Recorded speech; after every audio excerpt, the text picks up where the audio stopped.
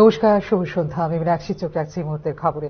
একদিকে যখন বর্ষপূর্তি উদযাপনের প্রস্তুতি নিচ্ছে রাজ্যের বিজেপি নেতৃত্বাধীন সরকার, অপরদিকে তিপ্রাসা চুক্তির বর্ষপূর্তিও তারা করছে তিপ্রামথাকে। এই ক্ষেত্রে তিপ্রাসা চুক্তির বাস্তবায়ন নিয়ে উঠছে প্রশ্ন। 2 বর্ষপূর্তি নিয়ে রাজ্যের রাজনৈতিক অঙ্গনে শুরু হয়েছে জোর চর্চা। 2023 সালে দ্বিতীয়বার রাজ্যে সরকার গঠন করেছিল ভারতীয় জনতা পার্টি, তাই চলছে 2 বছর পূর্তির অনুষ্ঠান। অন্যদিকে সরকারি শরিক তিপ্রামথার তরফে দিল্লিতে স্বাক্ষরিত ত্রিপাক্ষিক তিপ্রাসা চুক্তিরও পূর্ণ হয়েছে 1 বছর। রাজ্যের জনজাতিদের উন্নয়নের জন্য ত্রিপাক্ষিক চুক্তির 1 বছর পূর্ণ হলেও তা বাস্তবায়িত হয়নি এখনো পর্যন্ত। এক্ষেত্রে রাজ্য সরকারের প্রতিক্রিয়ার অপেক্ষায় রয়েছে তিপ্রামথা বলে জানিয়েছেন মথা সুপ্রিমো প্রদ্যোৎ কিশোর দেববর্মন।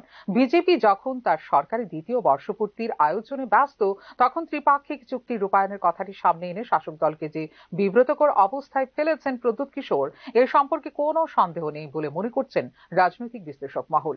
দিল্লিতে রাজ্য, কেন্দ্র এবং মথার মধ্যে স্বাক্ষরিত তিপ্রাসা চুক্তি এই রাজ্যের জনগণের কল্যাণের জন্যই করা হয়েছিল।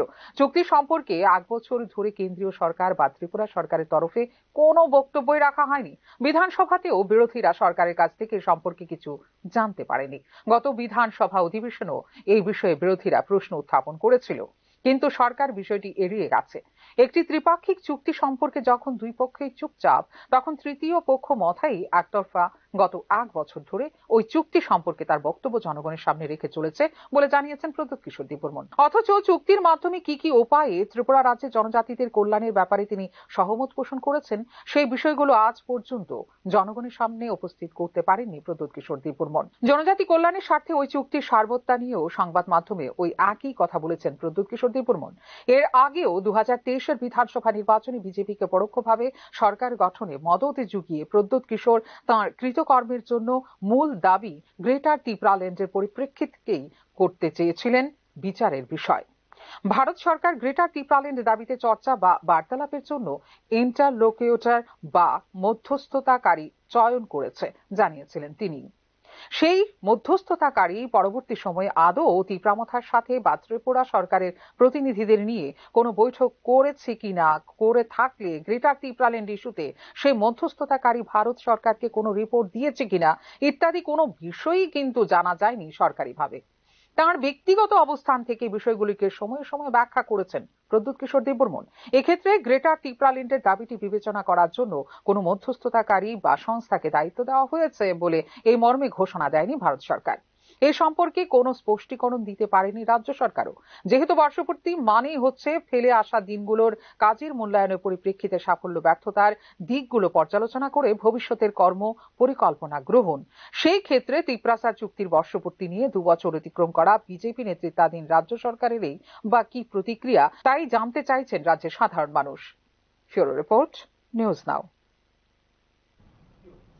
ঊনকোটি জেলার বিভিন্ন উন্নয়নমূলক কাজের শিলান্যাস এবং সরকারি অফিসে দ্বারোদ্ঘাটন ও ভূমি পূজন সহ মোট 36টি প্রকল্পের উদ্বোধন করবেন মুখ্যমন্ত্রী ডাক্তার মানিক সাহা। মঙ্গলবার এই উদ্বোধনী অনুষ্ঠান উপলক্ষে চূড়ান্ত পর্যায়ে প্রশাসনিক প্রস্তুতি নেওয়া হয়েছে। কৈলাসহর চণ্ডীপুর ব্লক অফিসের দ্বিতল ভবনের উদ্বোধন করে ওই অফিস প্রাঙ্গণেই ভূমি পূজনের ভার্চুয়ালি উদ্বোধন করবেন মুখ্যমন্ত্রী ডাক্তার মানিক সাহা। এছাড়া ঊনকোটি জেলা শাসকের অফিস বিল্ডিং, জেলা পরিবহন দপ্তরের অফিস বিল্ডিং, রামকৃষ্ণ মহাবিদ্যালয়ের আসত সিটের অত্যাধুনিক অডিটোরিয়াম সহ কৈলাসহর পৌর পরিষদ অফিসের দ্বিতল ভবন, রামকমল স্কুলের নতুন ক্লাসরুম, কৈলাসহরের বিভিন্ন এলাকার স্বাস্থ্য দপ্তরের কমিউনিটি অফিস বিল্ডিং সহ মোট 36টি প্রকল্পের এদিন ভার্চুয়ালি উদ্বোধন করবেন মুখ্যমন্ত্রী। 36টি প্রকল্প নির্মাণে প্রায় 250 কোটি টাকা খরচ হবে বলে স্থানীয় প্রশাসনের পক্ষ থেকে জানানো হয়েছে। ইতিমধ্যে জেলা প্রশাসনের পক্ষ থেকে বিভিন্ন প্রশাসনিক আধিকারিকরা মুখ্যমন্ত্রীর অনুষ্ঠান স্থল পরিদর্শন করেছেন এবং জেলা প্রশাসন ও পুলিশ প্রশাসনের পক্ষ থেকে অনুষ্ঠানের চূড়ান্ত প্রস্তুতি নেওয়া হয়েছে বলে জেলা প্রশাসনের পক্ষ থেকে জানানো হয়েছে।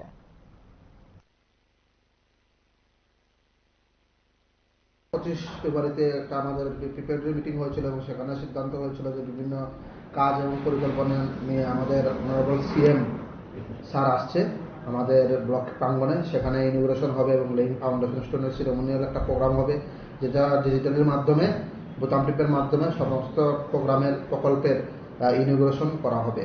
তো এটার প্রস্তুতি অলরেডি আমরা করে নিয়েছি, আমাদের চলছে, কিছু বাকি রয়ে গেছে। আমরা আশা করছি যে কোনো ধরনের কোনো সমস্যা হবে না, ল অ্যান্ড অর্ডার সিচুয়েশন ঠিক থাকবে।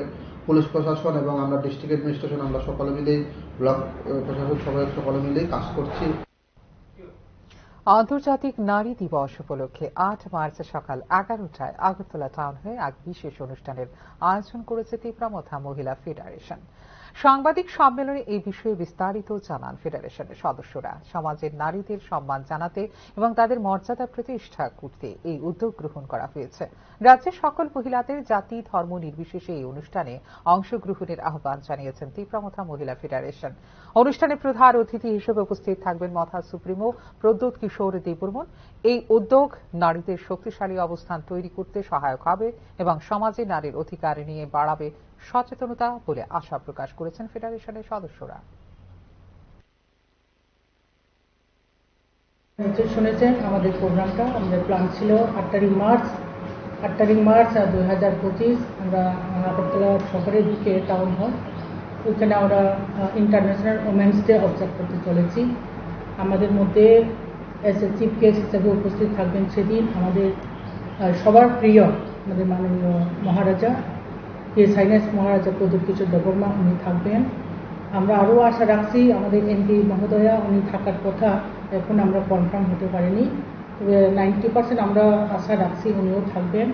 এছাড়া আমাদের পার্টি অন্যান্য শীর্ষ নেতৃত্বরা তারা থাকবেন আমাদের সঙ্গে। তো বিভিন্ন প্রান্ত থেকে মহিলারা আসবেন ওই দিন। আমরা ভেরি বিফিটিং ম্যানারে আমরা যে প্রোগ্রাম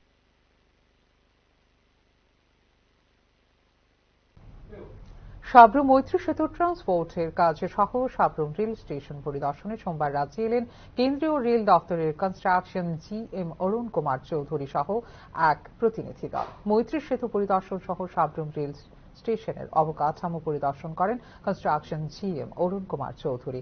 মৈত্রী সেতু দিয়ে যে সমস্ত মালামাল রাজ্যে আসবে এবং ট্রান্সপোর্ট করতে যা প্রয়োজন তার কাজ প্রায় সম্পন্ন হয়েছে বলে জানিয়েছেন পরিদর্শনকারী প্রতিনিধি দলটি। এই বিষয়ে বিস্তারিত সংবাদ মাধ্যমকে জানিয়েছেন কেন্দ্রীয় রেল দপ্তরের কনস্ট্রাকশন জিএম অরুণ কুমার চৌধুরী।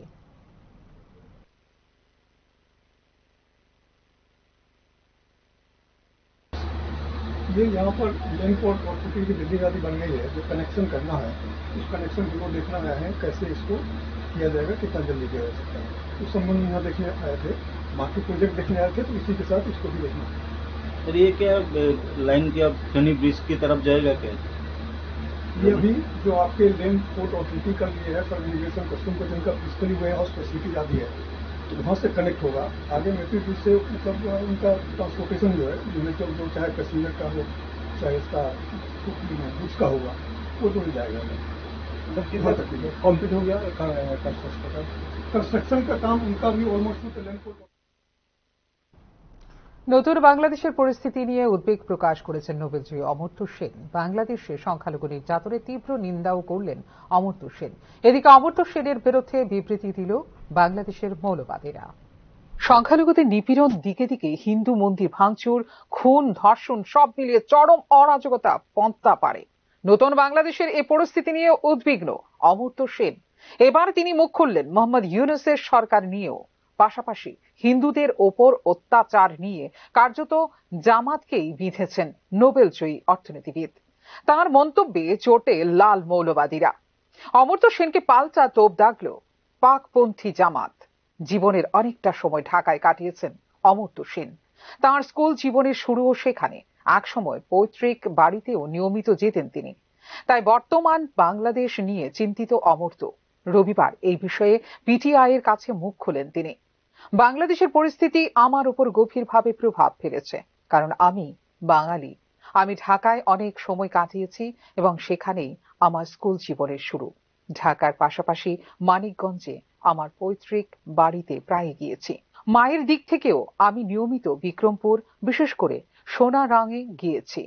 তাই ব্যক্তিগতভাবে আমার কাছে এসব জায়গার খুব গুরুত্ব রয়েছে।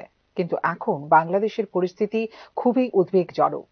বাংলাদেশ সরকার বর্তমান চ্যালেঞ্জগুলো কিভাবে মোকাবেলা করবে তা নিয়ে অন্য অনেকের মতো আমিও উদ্বিগ্ন, সাক্ষাৎকারে বলেন অমর্ত্য সেন। ৭১-এর স্বাধীনতার পর থেকে বাংলাদেশে যা যা অগ্রগতি হয়েছে তারও উল্লেখ করেন অমর্ত্য সেন। বাংলাদেশ বড় ধরনের অর্থনৈতিক ও সামাজিক পরিবর্তনের মধ্যে দিয়ে গিয়েছে। বিশেষ করে নারীর অধিকার প্রতিষ্ঠার মতো বিষয় রয়েছে বলে জানিয়েছেন তিনি। সাক্ষাৎকারে আওয়ামী লীগকে নিষিদ্ধ না করার কথাও বলেন তিনি।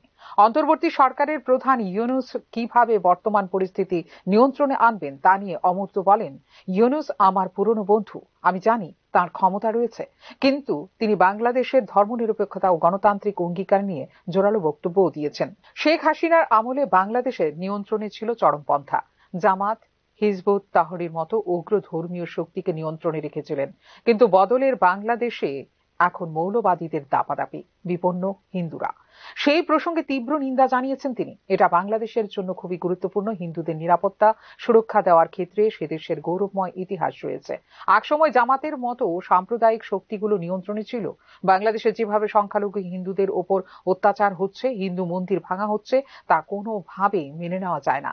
এর দায় সে দেশের সরকার ও নাগরিকদের নিতে হবে।